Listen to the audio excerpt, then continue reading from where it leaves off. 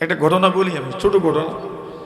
ইব্রাহিম বিন Adham রাহিমাহুল্লাহ তাআলা, নাম শুনে থাকবেন, পরিচয় দিচ্ছি না আমি, তো নাম তো পরিচিত।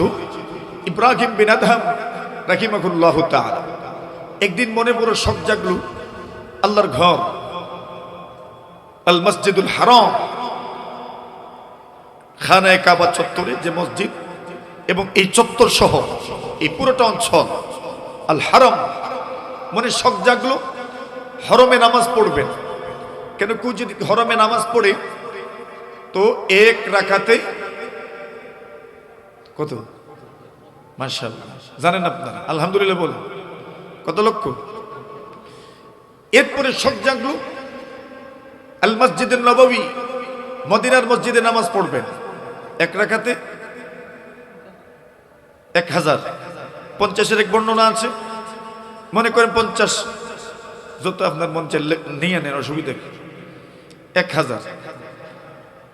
সব জাগলো বাইতুল মাকদিসে নামাজ পড়বেন, কত রাকাত, 500, কত, 500।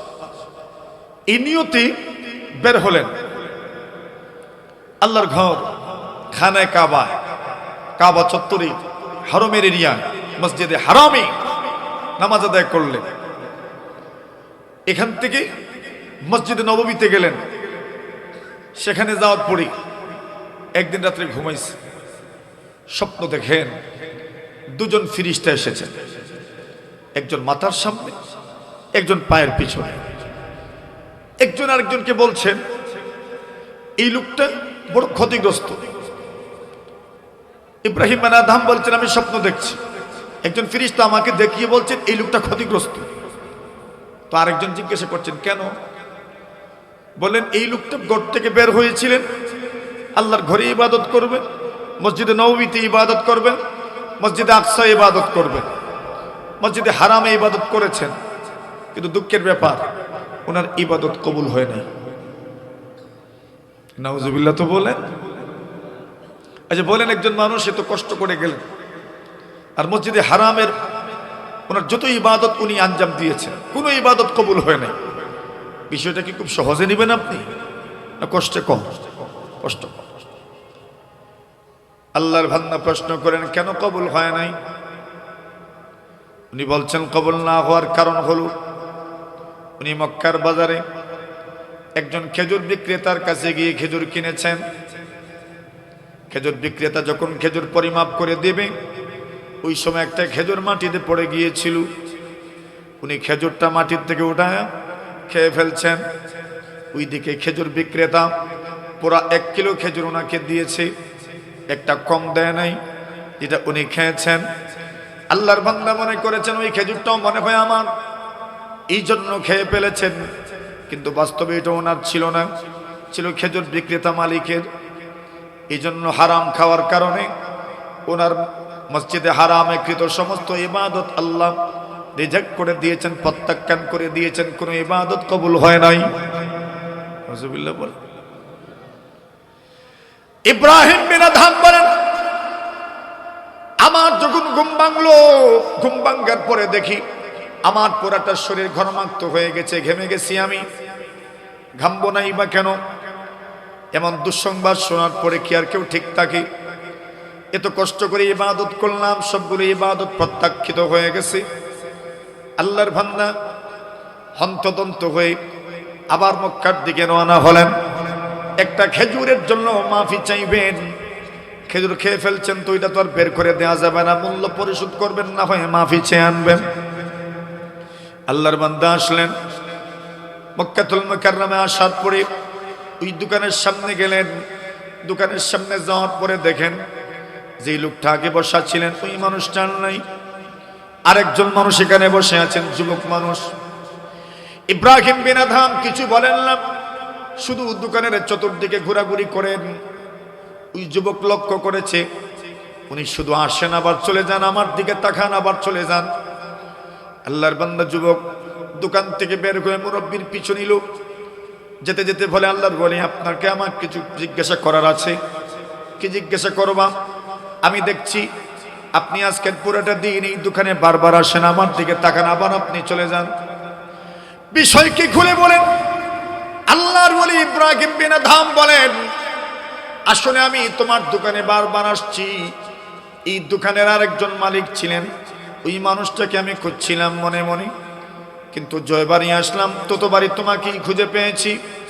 ওই মুরব্বী মানুষের একটু সন্ধান দেন। আল্লাহর বান্দা যুবক বলে, আল্লাহর ওলি গো, আপনি এই জায়গার নাকি মুসাফির?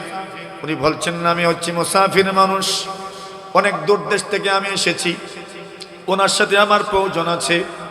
আল্লাহর বান্দা বলেন, দুঃখের ব্যাপার, যেই মুরব্বীর জন্য আপনি অপেক্ষা করছেন, যেই মুরব্বীকে আপনি করছেন, উনি এই দুনিয়াতে আর নাই, উনি মারা গেছেন। ইব্রাহিম বিন আদহাম ইন্না লিল্লাহি ওয়া ইন্না ইলাইহি রাজিউন পড়লেন।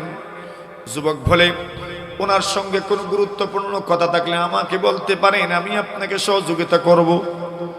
ইব্রাহিম বিন আদহাম বলেন, আমার সবচেয়ে বেশি জরুরি বিষয়টাই তো ওনার সঙ্গে আমার। কি ব্যাপার? ইব্রাহিম বিন আদহাম বলেন, আমি ওনার কাছ থেকে খেজুর কিনেছিলাম, একটা খেজুর মাটিতে পড়ে গিয়েছিল। ওই খেজুরের মালিক মূলত তোমার বাবা ছিলেন, আমি ছিলাম না।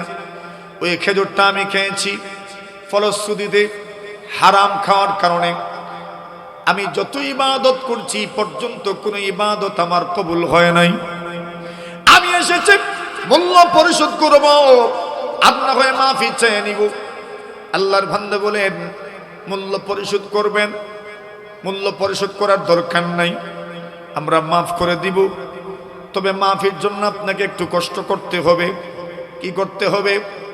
ইব্রাহিম বিন আদহামকে বলেন, উনি মারা যাওয়ার সঙ্গে সঙ্গেই ওনার সম্পত্তির মধ্যে তো আমাদের উত্তরাধিকারী প্রতিষ্ঠিত হয়ে গেছে।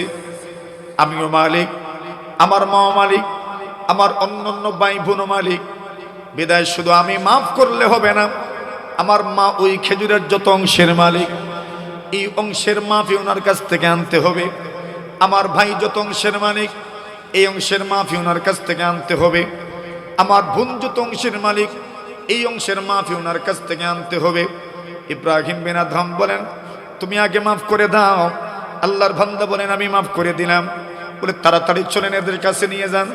যদি কেউ মারা যায় তবে তার উত্তরাধিকারী যারা আছেন, ওয়ারিস যারা আছেন, এদের কাছে মাফ চাওয়া লাগবে। সবার কাছে মাফ চাইলেন। কি মনে হলো, কোনো মানুষ যদি হারাম লুকমা একটাও যদি পেটের ভিতরে ঢুকায়, 40 দিন পর্যন্ত আমল আল্লাহর দরবারে কবুল হয় না। এটা মক্কার ইবাদত নাকি মদিনার ইবাদত নাকি মসজিদ আকসার ইবাদত, যে কোনো জায়গার ইবাদত হোক, হারাম খেয়ে ইবাদত করলে ইবাদত আল্লাহর দরবারে কবুল হয়? বলেন, কবুল হয় না। এখন মনে করেন কোন মানুষ সুদের মাধ্যমে ব্যবসা বাণিজ্য করছেন, বা সুদ নিজেই খান, অথবা সুদ খাইতে খাইতে ব্যাংক থেকে লোন আনেন, লোন দেন, হারাম তরিকায় উপার্জন করেন, অথবা কাউকে যে কোনোভাবে কষ্ট দিয়ে সম্পদ উপার্জন করলে, আর এমন টাকা পয়সা দিই, রমজান মাসের 1-2 দিন আগে একটা উদাহরণ আর কি, আপনার 1 বস্তা চাউল কিনলেন, আর এই চাউলের তৈরি ভাত খাইলেন, অথবা একটা মাছ কিনে আনলেন, আর এই মাছের থেকে এক টুকরা মাছ কিনে খাইলেন। এখন পুরা রমজান মাসের সব ইবাদত তো কবুল, কবুল না? রোজা, তারাবি, সাহরি, ইফতার কোনটাই কবুল না। কেন? وإن العبد لا يقذف اللقمة الحرام في جوفه ما يتقبل منه عمل 40 يوما। 40 দিন পর্যন্ত কোনো আমল আল্লাহর দরবারে কবুল হয় না, শুধু হারাম খাওয়ার কারণে। দোয়া তো কবুল হয়। ইবনে আব্বাস বলেন, একদিন আমি সিরিয়া গেলাম, সেখানে আব্দুল্লাহ ইবনে আব্বাস বলেন, আমি শুনতে পেলাম কে যেন মসজিদে আকসায় চিৎকার করে করে বলছে, কোন মানুষ যদি হারাম উপার্জনের মাধ্যমে কাপড় তৈরি করে, সেই কাপড় পরিধান করে, আল্লাহর একজন বান্দা উচ্চ কণ্ঠে ঘোষণা করছেন, তার দোয়া আল্লাহর দরবারে কবুল হয় না। এমন কি বলছেন, কেউ যদি 10 টাকা দিয়ে একটা কাপড় কিনে কাপড় বানায়, 9 টাকা হালাল আর 1 টাকা হারাম, বলছেন তার ইবাদত, তার দোয়া আল্লাহর দরবারে কবুল হয় না। নাউজুবিল্লাহ বলেন। কিন্তু আমরা যেমন ভাবে হারামে ডুব দিয়েছি, নবী আকরাম সাল্লাল্লাহু আলাইহি ওয়াসাল্লাম বলেন, যদি হালাল খাইতে পারেন তবে কি লাভ হবে? আল্লাহর হাবিব বলেন, মান আকালাল হালালা 40 ইয়াওমান নব্বারাল্লাহু কলবাম ওয়া আজরা ইয়ানাবিআল হিকমাতি মিন কলবিহি আলা লিসানি। আল্লাহর হাবিব বলেন, কোন মানুষ যদি 40 দিন পর্যন্ত হালাল খাইতে পারেন, অভ্যস্ত হয়ে যান। 40 দিন কতদিন? নবীজি বলছেন, কেউ যদি 40 দিন পর্যন্ত হালাল খেতে পারেন, হালালের প্রভাবটা দেখেন। নবীজি বলছেন, নব্বারাল্লাহু কলবাম, হালালের প্রভাব আপনি অন্তরে অনুভব করবেন। হালালের প্রভাবের কারণে আল্লাহ তাআলা আপনার অন্তরটাকে আলোকিত করে দিবেন। যদি আপনার অন্তর আলোকিত হয়ে যায়, নামাজ পড়তে ভালো লাগবে, রোজা রাখতে ভালো লাগবে, তাসবিহ পড়তে ভালো লাগবে, জিকির করতে ভালো লাগবে। অন্তর যদি অন্ধকারাচ্ছন্ন হয়ে যায়, মেঘাচ্ছন্ন হয়ে যায়, কুয়াশাচ্ছন্ন হয়ে যায়, অমানিসায় যদি অন্তর একদম কালো হয়ে যায়, ইবাদত করতে ভালো লাগে না। আল্লাহ রাব্বুল আলামিন যত দিলওয়ালা মানুষের কথা বলছেন, 3 ধরনের দিলের কথা বলা হচ্ছে। একটা দিল হচ্ছে যে দিলকে মৃত দিল বলা হয়। আল্লাহ বলছেন, এমন কিছু মানুষ আছে যাদেরকে আল্লাহ জাহান্নামের জন্য সৃষ্টি করেছেন। আল্লাহ বলছেন, ওয়ালাকাদ দারআনা লি জাহান্নামা কাসীরাম মিনাল জিন্নি ওয়াল ইনস লাহুম কুলুবুল লা ইয়াফকাহুনা বিহা। এদের দিল কেমন? লা ইয়াফকাহুনা বিহা, কোনো কিছু বুঝে উঠতে পারে না, অনুভব করতে পারে না, উপলব্ধি করার মতো শক্তি তাদের অন্তরে নাই। এমন কিছু মানুষের সমাজে আছে না নাই? যাদের অন্তর একদম অকেজো হয়ে গেছে, দিল অকেজো, কোনো কিছুই বুঝে উঠতে পারে না, হারাম হালাল তমিজ করতে পারে না, পার্থক্য করতে পারে না। আবার কিছু দিল এমন আছে, ইল্লা মান আতাল্লাহু বিকলবিন সালিম। আল্লাহ বলছেন, জান্নাতে কে যাবে?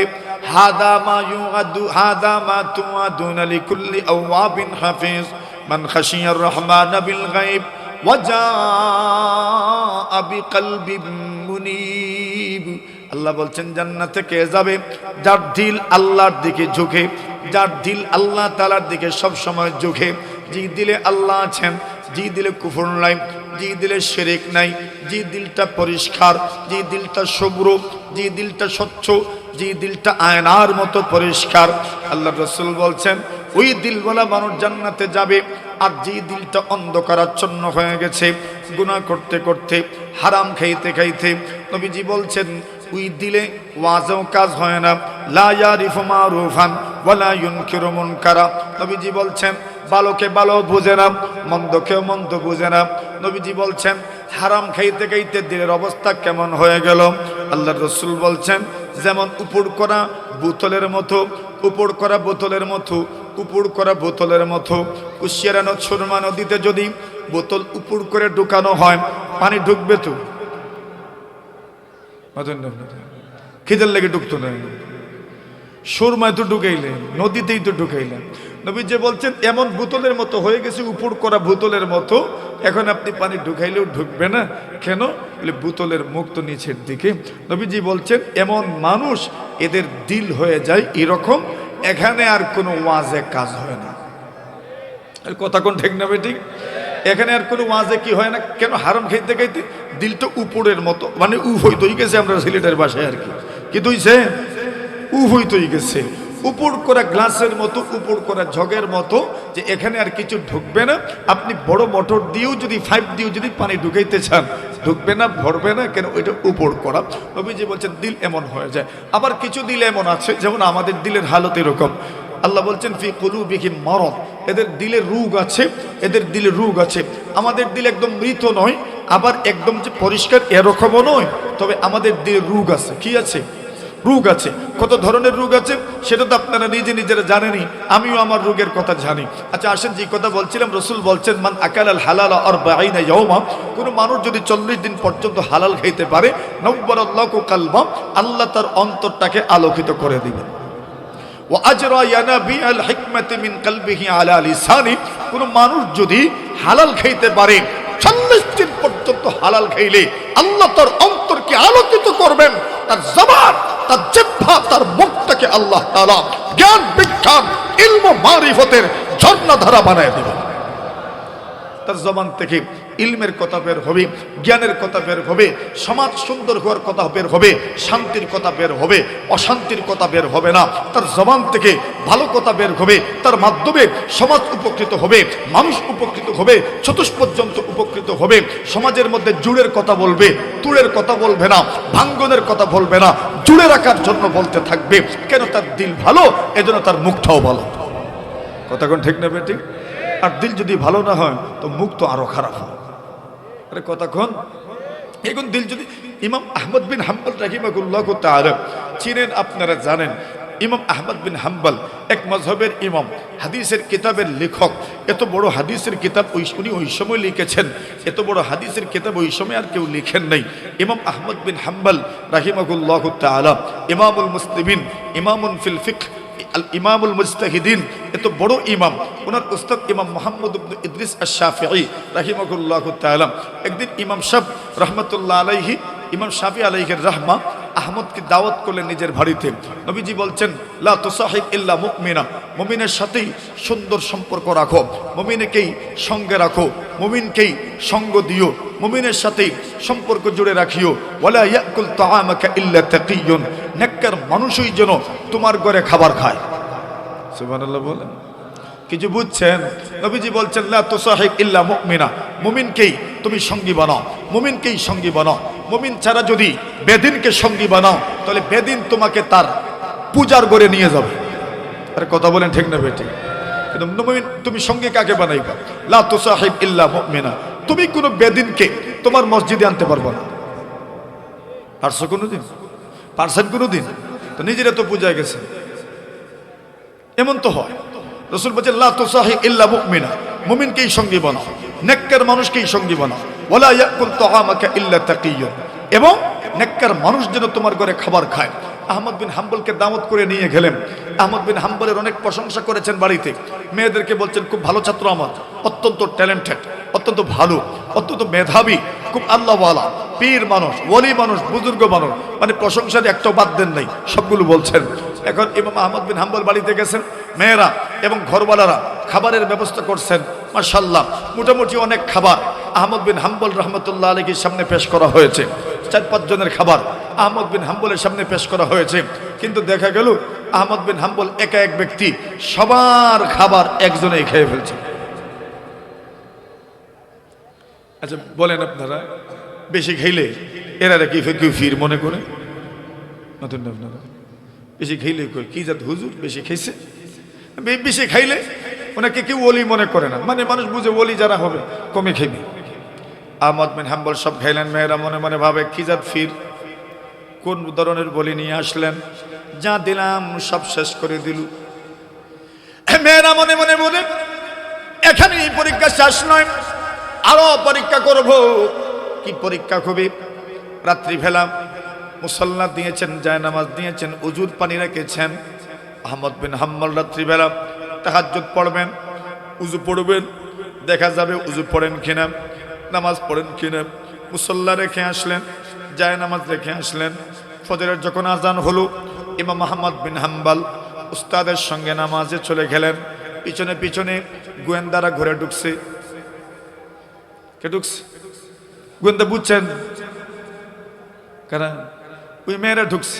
ঢুকার পরে দেখে মুসল্লা যেমন ছিল এমনই, জায়নামাজ যেমন ছিল এমন, পানীয় যেমন এমনি। এদের মিজাজটা কেমন গরম হয়েছে এখন। এটা ভোলে পেট বইরা খাইছে, পেট উল্টাইয়া খাইছে। পেট ভইরা খাইছে মানে উল্টাইয়া খাইছে একবারে, খাইতে খাইতে গলা পর্যন্ত আনছে, আর সারা রাত সিদ্ধইয়া ঘুমাইছে। সারা রাত ঘুমাইছে, তাহাজ্জুদটাও পড়ে নাই, মসজিদেও যে গেল পুজোটাও তো পড়ল। এরা গরম হয়েছে। আব্বাকে বলছে, কারে নিয়ে আসছেন? এই পর্যন্ত যত টেস্ট হইল সবটাতেই তো ফেল। বলছেন কি ব্যাপার? এই খাইলো বেশি এবং উজুটাও পড়লো না, তাহাজ্জুদ তো পড়লো না, নামাজটা পড়লো না, ফজরেও চলে গেল উজু ছাড়া। কি ব্যাপার? ইমাম শাফি আলাইহির রাহমা বলেন, আহমদ কি ব্যাপার তোমার, এমন এমন বিষয়? বলছেন, হযরত বলি আপনাকে কারণ কি, আমি যখন আপনার ঘরের খাবার দেখেছি, এই খাবারটা যখন আমার সামনে পরিবেশিত হয়েছে, আমি লক্ষ্য করেছি এই খাবার যেমন তেমন খাবার ছিল না, আসমান থেকে নূর এসে খাবারের মধ্যে পড়তে দেখেছে। জোরে বলে হালাল খাবার ছিল। এজন্য আমি চেষ্টা করেছি এই হালাল খাবার একটু আমি ঘরে ফেরত দিব না, যত বেশি পারি খেয়ে নিব, হালালটাকে আমি আমার শরীরের অংশ বানাবো। জানেন কি, যদি আরো দিতেন কষ্ট মষ্ট করে আরো খাইলাম সুবহানাল্লাহ বলে। কিন্তু এমন হালাল রিজিক আর কোনোদিন পাবো কিনা আমি বুঝতে পারি নাই, এই জন্য এই পরিমাণ খাইছি। প্রভাবটা কেমন হয়েছে জানেন?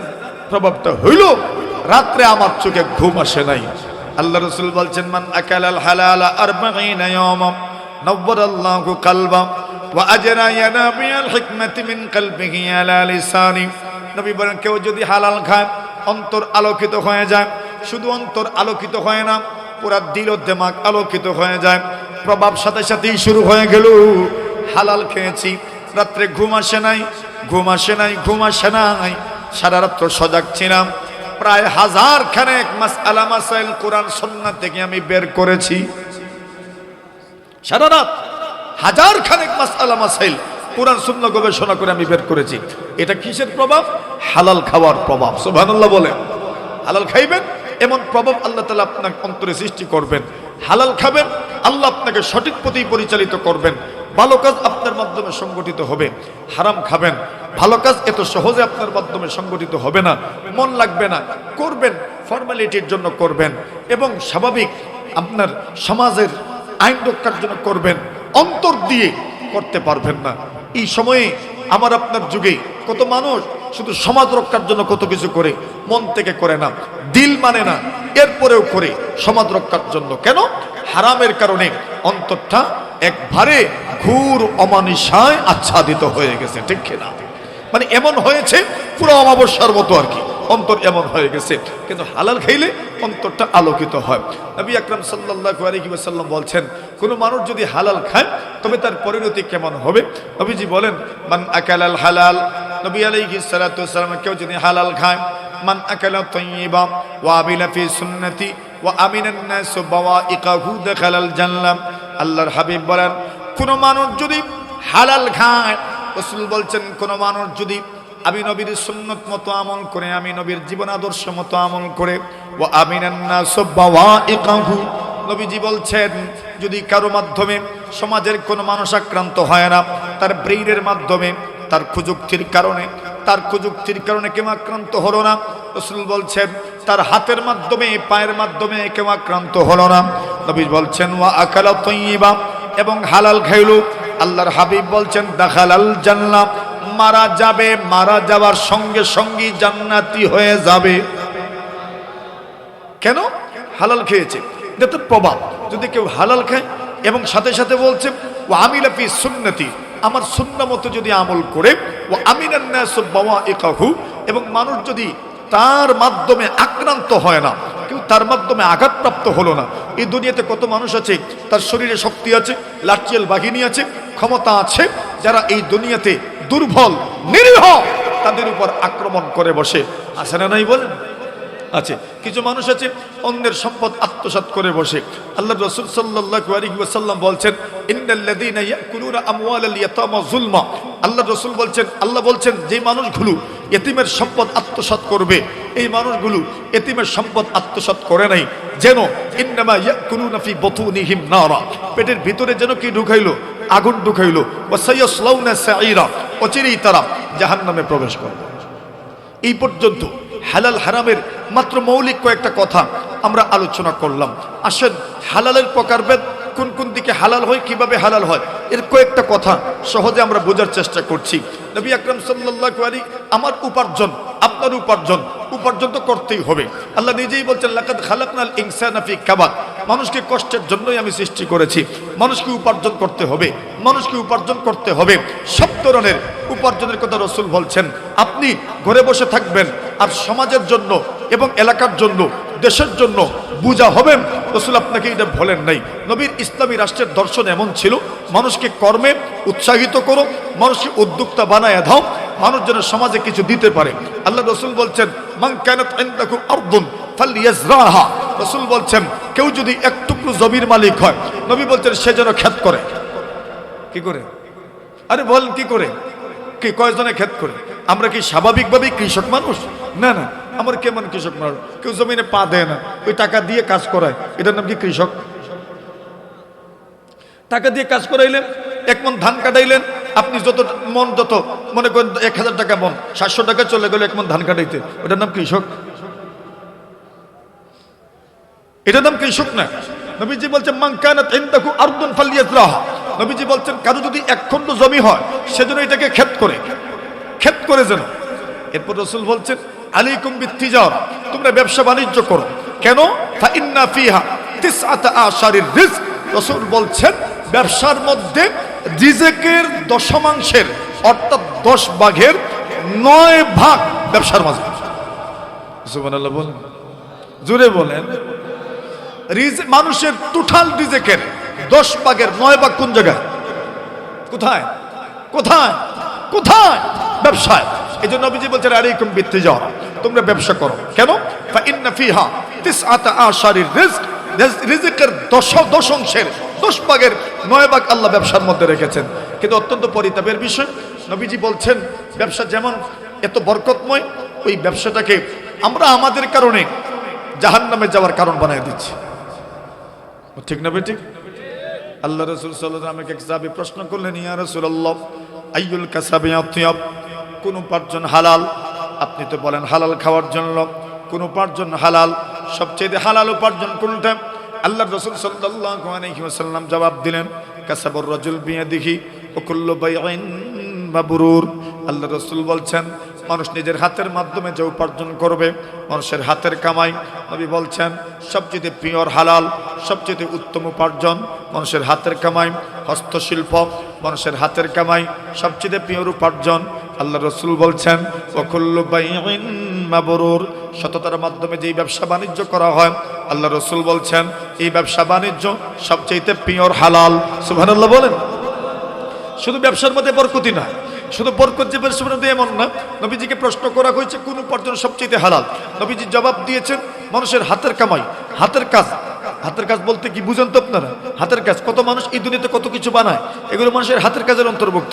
নবীজি বলছেন হাতের উপার্জন সবচেয়ে পিওর হালাল। দ্বিতীয় নম্বর বলছেন যে ওয়াকুল্লু বাইইন মাবরুর, প্রত্যেক ওই ব্যবসা বাণিজ্য, এই ব্যবসা বাণিজ্য সততার সাথে করা হয়, সেই ব্যবসা বাণিজ্যের মাধ্যমে উপার্জিত সম্পদ সবচেয়ে পিওর হালাল। সুবহানাল্লাহ জোরে করেন না আপনারা? এখন দেখেন এত উন্নত একটা আপনার ব্যবস্থা আমার আপনার হালাল জীবিকার জন্য। নবী আকরাম সাল্লাল্লাহু আলাইহি ওয়াসাল্লাম বলেন আল বাইয়ানি বিল খিয়ার। নবী আলাইহিস সালাতু ওয়াসসালাম বলেন যারা ক্রেতা এবং বিক্রেতা এই দুইজনকে সুযোগ দেওয়া হবে, দুজন একজন একজনের কাছ থেকে সুযোগ নিতে পারবেন। নবীজি সাল্লাল্লাহু আলাইহি ওয়াসাল্লাম বলেন আল বাইয়ান ইদা বাইয়ানা ওয়া সাদাকা বুরিকা লাহুমা ফি বাইইহিমা। আল্লাহ রাসূল বলছেন ক্রেতা এবং বিক্রেতা দুজন যখন কেনা বেচার সময়, বেচা কেনার সময়, কয় বিক্রয়ের সময় বিক্রেতাও সত্য বললেন, ক্রেতাও সত্য বললেন, বিক্রেতাও তার পণ্যের মধ্যে কোনো দোষ থাকলে তাও বললেন, ক্রেতাও তার মূল্যের মধ্যে কোনো দোষ থাকলে তাও বললেন। আল্লাহ রাসূল বলছেন, আল্লাহর হাবিব বলছেন বুরিকা লাহুমা ফি বাইইহিমা, আল্লাহ তাদের ব্যবসার মধ্যে বরকত দিবেন। ওয়া ইদা কাতামা ওয়া কাযাবা, যখন তারা গোপন করে রাখবে, ওয়া কাযাবা, যখন তারা মিথ্যা বলবে। আল্লাহর হাবিব বলছেন যখন দুষ্টুরি গোপন করে রাখবে, বিক্রেতা পণ্যের মধ্যে দোষ গোপন করে রাখলেন, ক্রেতা মূল্যের মধ্যে দোষ গোপন করে রাখলেন। আল্লাহর হাবিব বলেন এবং বা কাযাবা, মিথ্যা বললাম, মিথ্যা বললাম। আল্লাহর হাবিব বলেন মুহিকাত বারাকাতু বাইইহিমা, আল্লাহ রাসূল বলছেন আল্লাহ তাআলা তাদের ব্যবসার বরকত আল্লাহ মিঠায়া দেন, ব্যবসার বরকত আল্লাহ মিঠায়া দেন। সত্য বললে বরকত হয়, মিথ্যা বললে বরকত কমে যায়। সত্য বললে বরকত হয়, মিথ্যা বললে বরকত কমে যায়। এটা নবীর কথা। নবী আকরাম সাল্লাল্লাহু আলাইহি ওয়াসাল্লাম বলছেন এজন্য সত্য বলো, যদি সত্য বলো না বরকত কমে যাবে। কিছু মানুষ আছে মিথ্যা শুধু বলে না, বরং মিথ্যার সাথে কসমও যোগ করে। আরে আসে না নাই? মিথ্যার সাথে কি যোগ করে? কসম যোগ করে। কিছু মানুষ আছে কসম করে, কসম করে, কসম যোগ করে কথা বলে। নবী আকরাম সাল্লাল্লাহু